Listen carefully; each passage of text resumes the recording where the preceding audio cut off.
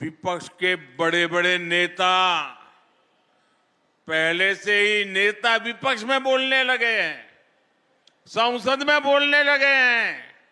24 में 400 पार, 24 में फिर एक बार। लेकिन इसके पहले मध्य प्रदेश की जनता ने विधानसभा चुनाव में जो हमें भारी जन समर्थन किया है, हमारे इतने सारे साथियों को विजयी बनाया है। आपने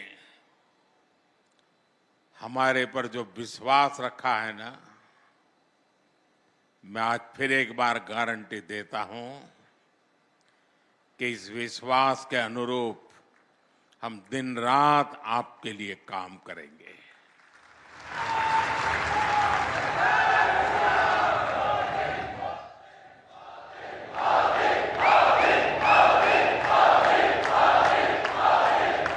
साथियों, कुछ दिन पहले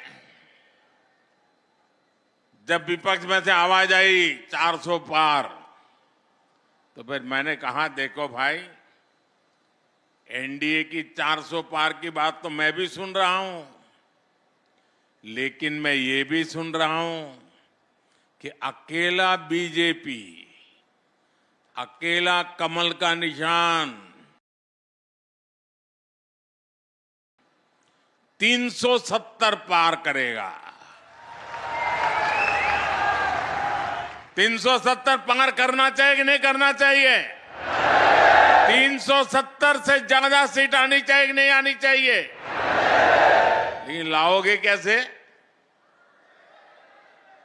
मैं आपको एक जड़ी बूटी देता हूं, दे दूं? मैं पब्लिकली जड़ी बूटी दे रहा हूं। देखिए, आपको बस आज से यहां से जाकर के एक ही काम करना है, ज्यादा नहीं, एक ही काम। क्या काम करना है? पिछले 3 चुनाव में आपके यहां पोलिंग बूथ में क्या रिजल्ट आया था वो निकालो। पोलिंग बूथ में कमल पर कितने वोट पड़े थे उसका हिसाब निकालो। निकालोगे? 3 चुनाव का निकालोगे? फिर उसमें जिस समय सबसे ज्यादा वोट मिले हैं उसको जरा लिख लो कि इस पोलिंग बूथ में पिछले चुनाव में 3 में ये सबसे ज्यादा वोट मिले थे। लिख लोगे? जरा जवाब दीजिए, लिख लोगे? फिर आप तय करना कि अब जो ज्यादा से ज्यादा वोट बूथ में मिले थे उसमें इस बार 370 नए वोट जुड़ने चाहिए। करेंगे? यानी आपके पोलिंग बूथ में जितने वोट ज्यादा पहले मिले थे उसमें इस बार मेहनत करके 370 वोट ज्यादा लाना है। लाएंगे? हिसाब किताब करेंगे? एक एक मतदाता की सूची बनाएंगे? सरकार के काम उसको बताएंगे? उसने कौन कौन सी योजना का लाभ उसके घर तक पहुंचा है ये बताएंगे उसको, और जिसको अभी पहुंचा नहीं है उसको विश्वास देंगे कि मोदी जी फिर से आकर के काम पूरा करेंगे। बताओगे? अब एक पोलिंग बूथ में अगर आप नए 370 वोट 370 वोट આપણે ગુજરાતીમાં 370 કહીએ ને, હા, 370 वोट अतिरिक्त होने चाहिए। अगर ये मेरे हर बूथ में हो गया तो 370 पार पक्का। करेंगे। साथियों, विपक्ष के लोगों को जमीनी हकीकत का ये आईना